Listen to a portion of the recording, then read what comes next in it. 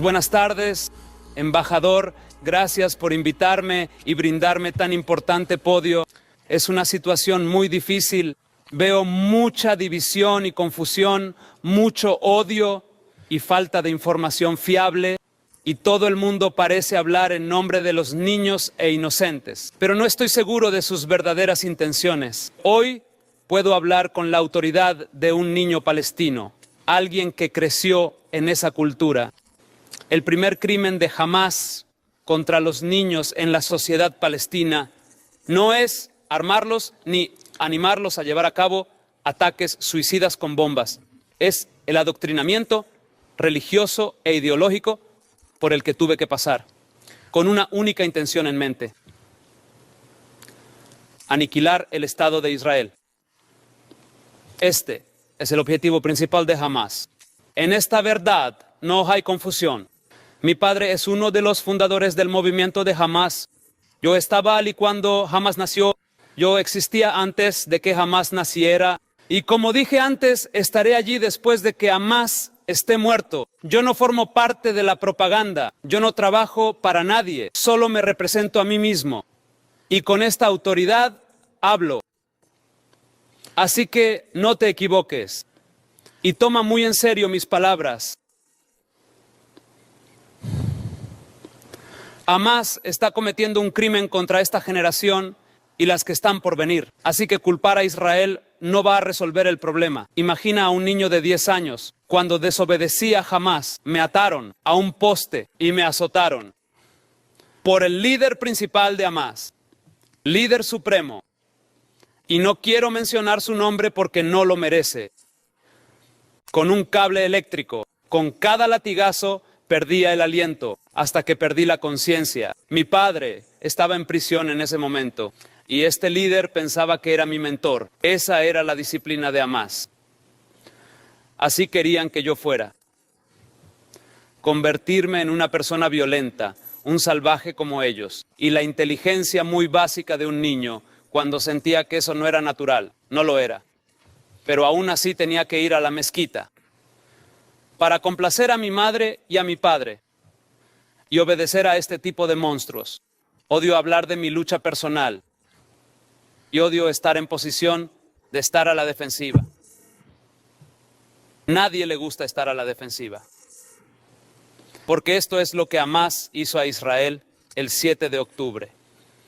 Nos pusieron a todos a la defensiva, pero esto no significa que no vamos a ganar la guerra. Crecí en aquella sociedad. La mayoría de los palestinos culpaba a Israel y cuando era niño lo tomaba como un Corán, lo tomaba como sagrada escritura que Israel era nuestro problema. Pero luego, a medida que crecía, empezaba a identificar al enemigo interno, las autoridades religiosas, los líderes corruptos, que básicamente no se preocupaban por los niños. No les importaban los palestinos, aún no les importa nadie más que ellos mismos. Y el mundo los ha ido empoderando en contra de las víctimas. Esto tiene que llegar a su fin. Dejemos mi infancia a un lado, porque quizá un niño no ve las cosas tal cual son. Quizás fui muy malo, me porté mal de niño, como para merecer ser golpeado una y otra vez por los líderes de Hamás. Y algunas personas dicen, es un problema personal. Bueno, es un problema personal. ¿Tienes algún problema con que yo tenga el problema de Hamás como un problema personal? Y juro que no moriré antes de ver muerto a Hamás. Puedo convertir esto en una meta en mi vida, a diferencia de muchos de los líderes que se sientan aquí y dan legitimidad a Hamás al no condenarlo. Si el mundo entero se levanta y dice lo contrario, el niño testigo interior siempre estará ahí y nadie podrá engañar a ese niño nunca más. Entonces, a medida que crecía, me convertí en Hamás o en el presidente del movimiento estudiantil islámico de nuestra ciudad y me uní al movimiento simplemente por amor a mi padre y a nuestra familia. No tuve otra opción, lo que de alguna manera me llevó a la prisión a la edad de 18 años, apenas unas semanas después de cumplir 18 años, 28 de mayo de 1996. Mi problema no fue que Israel me arrestó. Durante aquella experiencia fue Hamás de nuevo, pero esta vez con mucha más brutalidad, mucho más dolor que el que experimenté a nivel personal en prisión Hamás torturó y mató a cientos de prisioneros palestinos, miembros de Hamás, porque Hamás sospechaba que estaban colaborando con el Estado de Israel. Pasé 16 meses en ese primer arresto junto a los líderes de Hamás, lo que se llamó Al-Mahd, la ala de seguridad de Hamás. Para quienes no conocen esta división de Hamás, en esta ala de seguridad torturaban brutalmente a la gente, poniendo agujas debajo de sus uñas, quemando plástico en sus cuerpos, apagando cigarrillos en su piel, gritos de cientos de prisioneros durante ese periodo de tiempo. ¿Cómo podría olvidarlo? Y no deseo que ninguno de ustedes pase por tal experiencia para darnos cuenta de qué tipo de monstruo estamos enfrentando. Es lamentable que mi padre haya ayudado a establecer una organización así y no pretendo deshonrarlo. Amo a mi padre y siempre lo haré. No estoy aquí para deshonrar a mi pueblo. Amo a mi pueblo. Pero no puedo creer hasta dónde pudo llegar Hamás en esta locura y no pudimos detenerlos. Después de salir de prisión tomé decisiones muy difíciles y no tengo tiempo para analizar todos mis motivos. Pero sí, tenía muchos motivos para luchar contra Hamás y lo sigo haciendo. Nadie puede interponerse en mi camino, ni siquiera las Naciones Unidas. Así que las decisiones que tomé iban en contra de cualquier mente racional. Terminé trabajando junto con la inteligencia israelí durante 10 años. Teníamos un objetivo común. Ese objetivo era detener los ataques suicidas con bombas. Hamás, para aquellos que no lo saben o aquellos que tienen poca memoria, llevó a cabo muchos ataques suicidas con bombas. Durante los años 90 y principios de los 2000, docenas de ataques suicidas con bombas en los que un atacante suicida tomó una ventana explosiva dentro de un autobús y se hizo estallar, matando a todo tipo de personas. No solo los israelíes, los estadounidenses fueron asesinados. Los europeos fueron asesinados. Otras nacionalidades, incluidos los árabes israelíes, incluidos los musulmanes.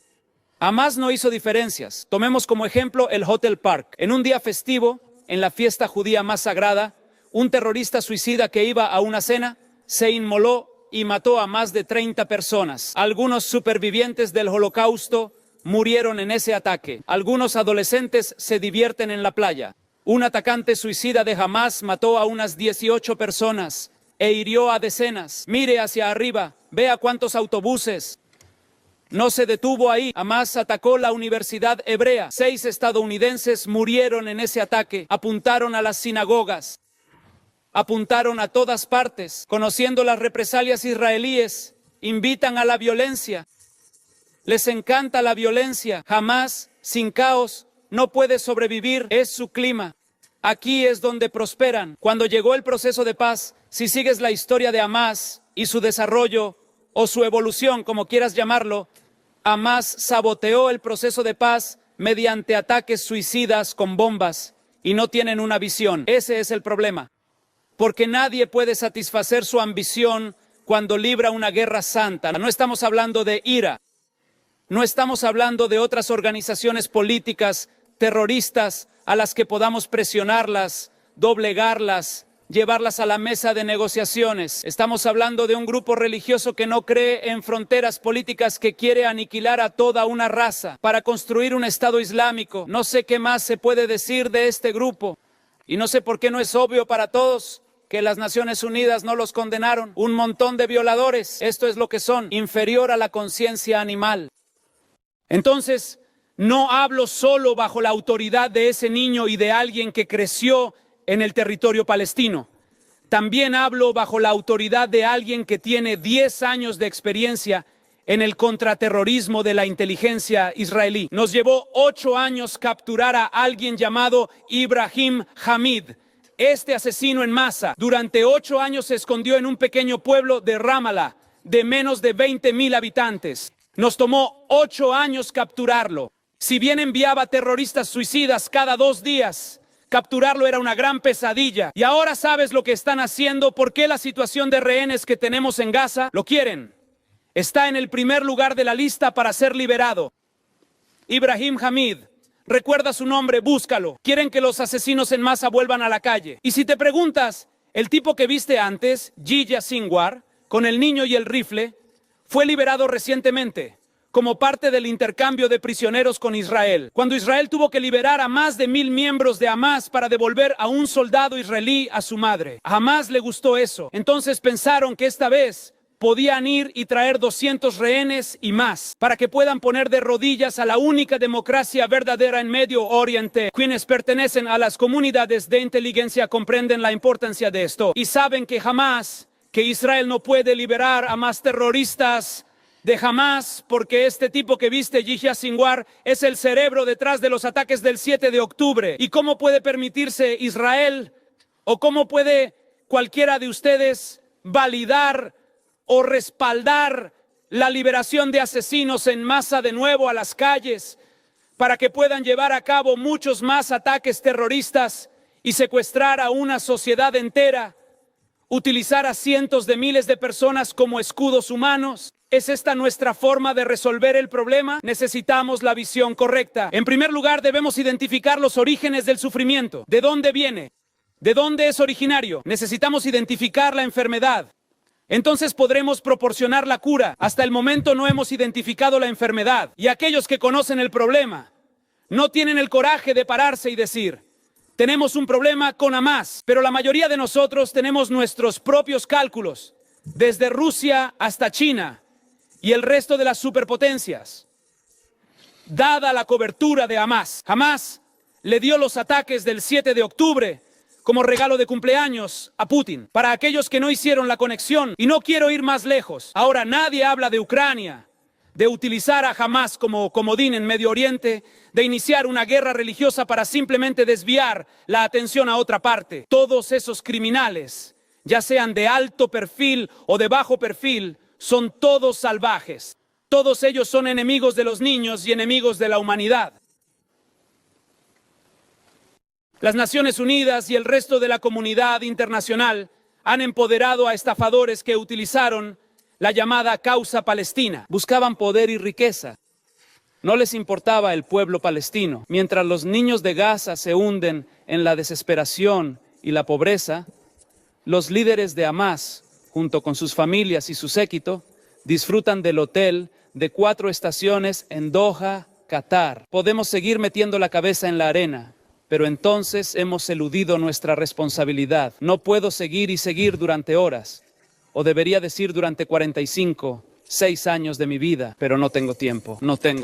Si no erradicamos a Hamás en esta guerra, y esta vez, si no los erradicamos, la próxima guerra de Gaza será más mortífera, va a ser mucho mayor. Si hoy nos quejamos de 10.000 víctimas, aunque no estoy seguro de las cifras porque son estadísticas de Hamás, no me fío de nada de lo que dicen ni de lo que hacen. Pero incluso si fuera cierto, en realidad es un milagro que solo tengamos este número. En la próxima guerra hablaremos de cientos de miles. Esta es la 4ª guerra con Hamás y la 5ª guerra en Gaza, porque la yihad islámica también tuvo su propia guerra. Si esta vez no erradicamos a Hamás y otros grupos terroristas en Gaza y devolvemos Gaza al pueblo de Gaza, les daremos legitimidad, les mostraremos que tenemos miedo y mañana volverán con venganza. Lo que hizo que el ataque de Hamás esta vez fuera mucho más fuerte que en las guerras pasadas es que bajo la presión internacional tuvimos que negociar con ellos y teníamos que darles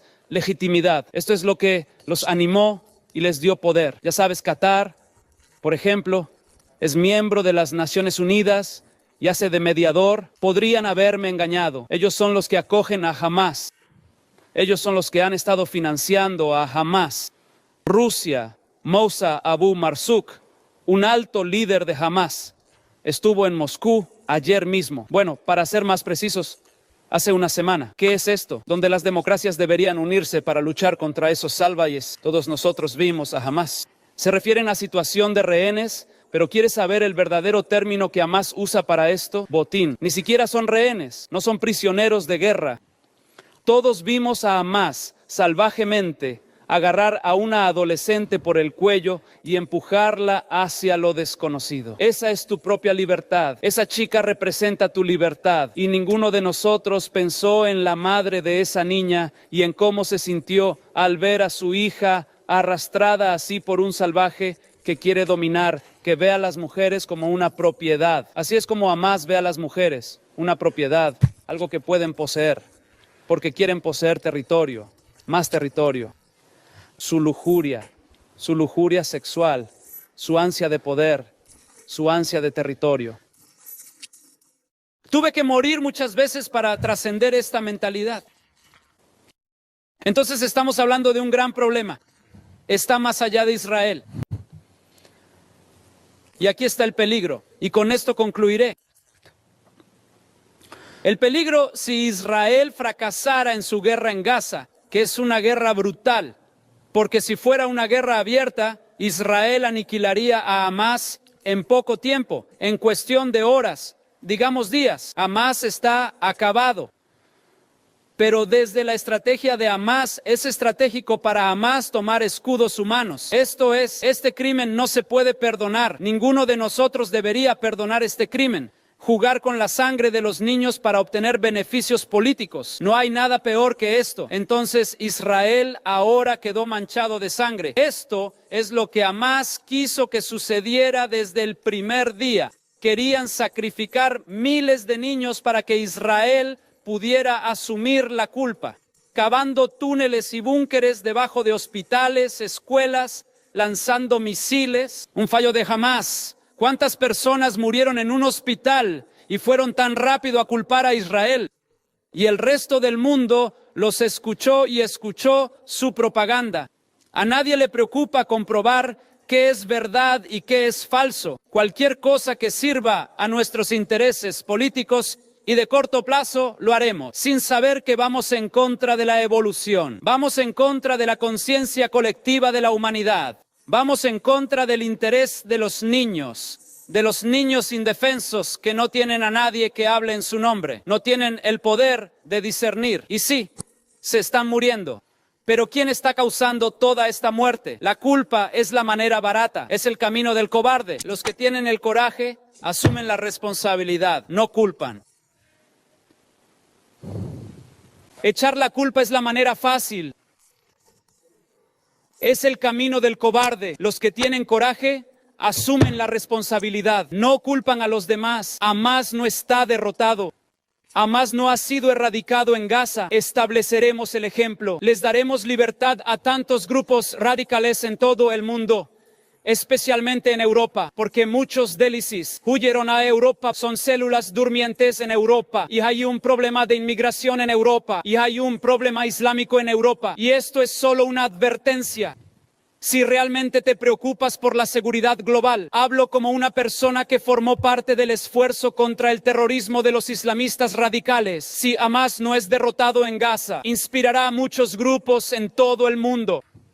Verán que unos pocos miles de salvajes pueden chantajear a la comunidad internacional, a las superpotencias y poner a las democracias de rodillas. Muchos de ellos están observando ahora y muchos de ellos están muy contentos con cómo está respondiendo el mundo y muchos de ellos se sienten satisfechos al ver el estado de confusión, miedo y ansiedad. Este es el momento de unirnos, porque si Israel falla en Gaza, todos nosotros seremos los siguientes. Gracias por escuchar y gracias por darme la oportunidad. Que Dios nos bendiga a todos y proteja a nuestros hijos, no solo a los niños palestinos, sino también a los niños israelíes. Que los rehenes vuelvan con sus familias y que Dios traiga paz a este mundo dividido. Muchas gracias por escuchar.